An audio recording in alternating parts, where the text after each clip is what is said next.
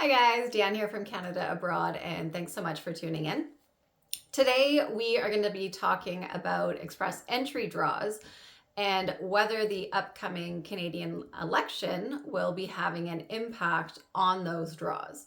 So a lot of people have wondered, because an election has been called, does it affect express entry draws and the fact that can they still do them while we're waiting for this election to happen?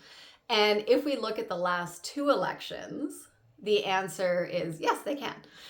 So if we look at the 2019 election, they dissolved Parliament and they announced that they were going to be doing an election on September 11th. And then the election actually happened on October 21st.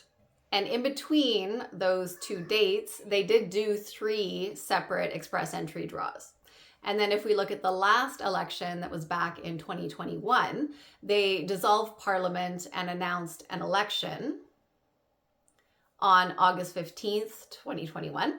And then the election actually happened on September 20th, 2021. And in between those two dates, they did 5 separate express entry draws. So looking at the previous elections, they definitely do express entry draws between the election being called and the election actually taking place. So we will likely see an express entry draw sometime between now and the election. If we don't, it's not likely due to the actual election being called. It could be something else. The last draw was extremely large, 7,500 people.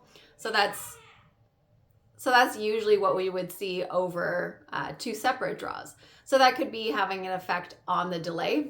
Also, we know that the system was updating because some people were having their CRS score reduced because they're no longer receiving points for job offers.